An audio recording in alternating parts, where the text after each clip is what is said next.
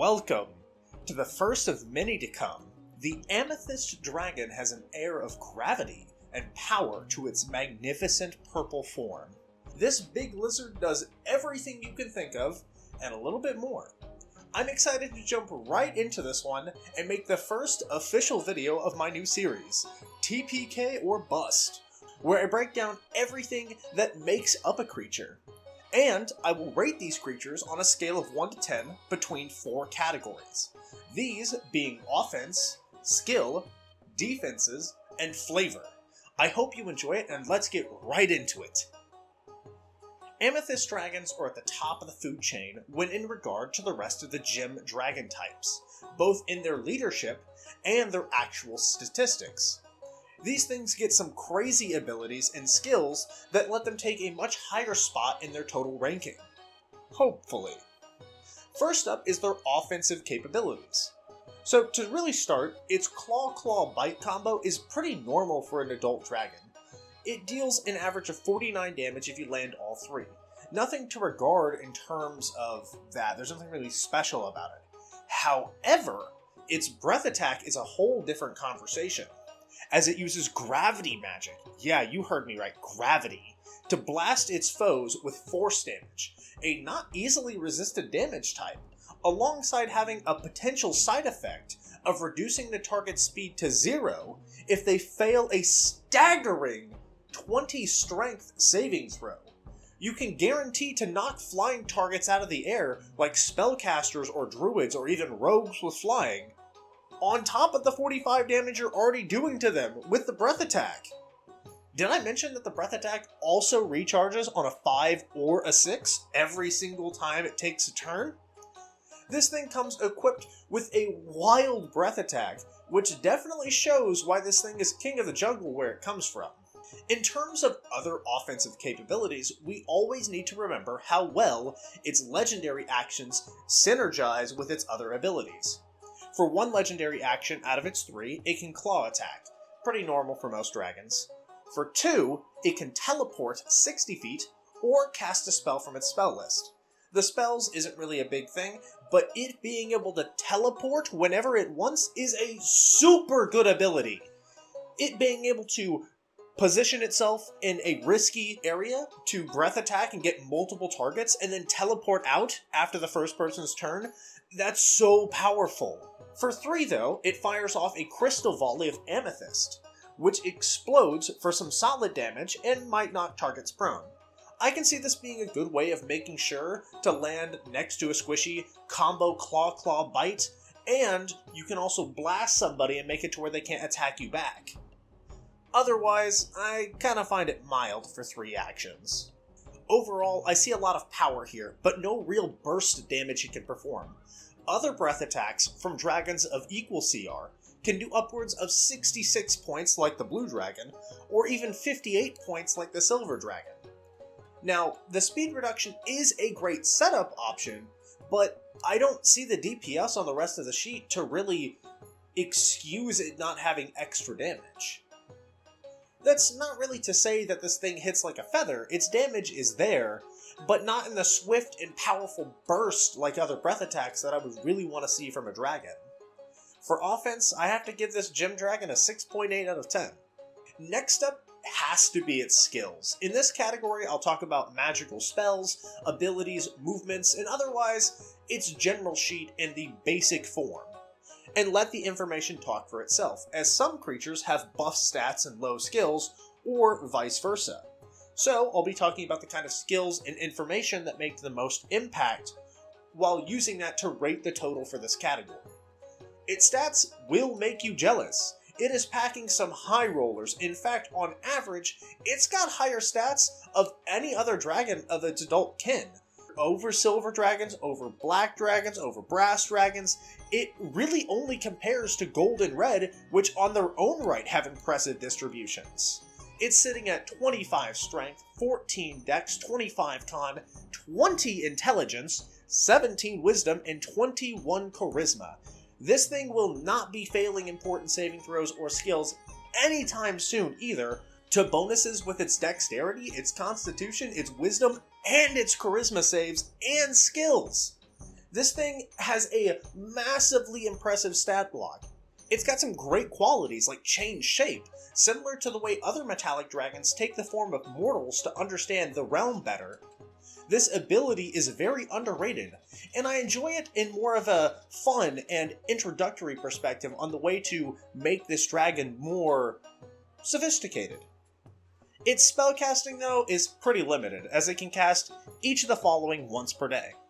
It can cast Blink, Control Water, Dispel Magic, Sending, and Protection from Good and Evil. Dispel Magic is really the only one I see being useful, but as a full action in the middle of combat, it may just be easier just to take the saving throw, as your stats are going to cushion the blow of that. Like most dragons, its flying speed is fast, but it also has a swim speed and the ability to breathe water, which goes right into its lair, which is usually underground caves or lakes. Extra movement types make every monster better. Lastly in this category, I'll mention its blind sight and dark vision are quite keen, but they provide extra safeguards for its lair actions. Its lair actions are pretty average, at least the first two. The first one being a charm, or it can cast Force Cage on targets that are in its lair. Another CC ability. Big surprise. But the best one is Spatial Projection, an ability to practically be in two places at the same time, able to act or move from one side or the other as long as they want to. And every turn they can change up where that positioning is. Making the party have to split their attention every single fight is so powerful, it's so strong, and I love the flavor of this. It's tricky, it's powerful, it's a nice little package deal. I mean, what else can you ask for? This thing is packing heat when it comes to skills and abilities.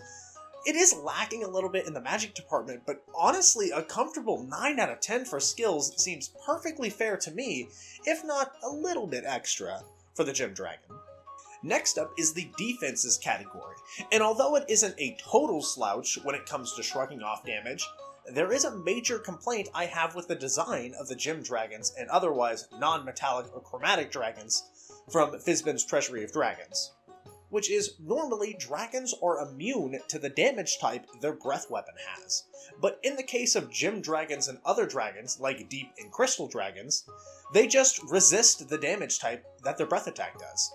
And sometimes one more other damage type, but I don't like this change personally. It makes little to no sense from a gameplay perspective, as if they're dealing a certain type of damage with their breath attack, they should be immune to it. That's just how it is for me. But I can understand it from like a writing perspective where you need to make these dragons feel new and different. It does resist Force and Psychic, two damage types that are not commonly seen. And even when they are seen, I doubt they're going to be packing the same punch that other damage types have, like Fire. But they're alright, 229 HP, followed by the 19 AC, make them fall into an average category of other dragons. In fact, a little bit below. I think this all boils down to tactics, and its abilities allow it to move freely, away from that damage. That way it doesn't take it in the first place. Which does give it a bit of leeway in my rating later, but it's not looking great so far. As for condition immunities, these are a nice bonus. Other dragons may have none of these. Being immune to Frightened is fine, but being immune to Prone is wonderful. Not having to worry about being knocked out of the sky is a great defensive ability for this monster. Overall, it looked pretty average, but with that Prone immunity, I'm going to have to bump it up to a 5.6 out of 10, but just barely. Lastly is the flavor of this monster, the playstyle, the tactics, the brains of how it might approach combat from a numbers perspective. Now, I mentioned this earlier, but its best abilities are the teleport ability and its breath attack ability. Both in conjunction would be a devastating combo to recklessly dive into a position to snag 2 or more targets in the cone and simply teleport away. With its ridiculous intelligence, it can easily pick targets. It can worry about concentration spells and focus on hitting squishies and healers first in an attempt to break battle lines quickly and early. As for the why it's fighting, you may need to do some more homework, as these things generally are neutral, and wish only to kill aberrations and otherwise alien invaders, and save the multiverse they are a part of. Once again, the layer of choice is usually a cave or a lake, probably both if it uses that swim speed. The more it can use its camouflage and rely on its +7 stealth, the better. Its passive perception is ridiculously high as well. Sitting at a 23, it's going to be nigh impossible for the entire party to sneak up on this thing without some sort of magical or otherwise important help. Overall, I think this thing doesn't make a lot of sense to be an evil boss, but rather it makes a lot of sense as a defensive guardian, doing everything in its power to keep the multiverse safe from annoying adventurers meddling in affairs they don't understand. In conclusion, I find that their strategy of movement and defensive magic is just alright. It's not super reliable against all threats, and without consistent burst damage, I don't see these guys winning a lot of fights against things that they are fighting in their own weight class. It doesn't really have a lot of backup plan options. For being top of the food chain, the more and more I read to try to understand the strengths and the weaknesses of this creature sort of just kept me hungry for more. I wanted more out of this creature. I mean, if it has gravity magic, where's the gravity magic? Where's the magic I was promised? It has mastery over the elements of nature. I mean, its control of gravity is pretty great in story, but there's really no gravity magic to behold. Its breath attack and flight speed are designed around this, but where's the real magic I was expecting? For flavor, I ended up docking this thing left and right. It's just not living up to the hype of the design I was expecting. And for that, I gotta give it a 3.5 out of 10. I mean, I might be convinced to give it a little bit of a higher rating if the stats, teleportability, and spatial projection weren't the only things I was interested in. Overall, this bad boy gets a total ranking of 6.2 out of 10. When you step back and look at this dragon and really understand its weaknesses and strengths on top of its battle strategy, it really boils off into an above average dragon. Yes, it's different, which is amazing, but it doesn't really live up to the hype of the lore. I find a lot of its strengths aren't taken advantage of, so although it gets a flavorful fight ranking, just barely, I still believe it's a super cool dragon. Its layer actions are spectacular, and it's going to be a wild and crazy journey for anybody who hasn't actually encountered or seen this before. Thanks for watching. This was a blast to make, actually. Reading the sheet of the dragon and reading the lore helped me actually understand more about these dragons. And if you're interested in seeing another one of these videos, check out my next one, the Adult Black Dragon, which is one of my personal favorites of all time.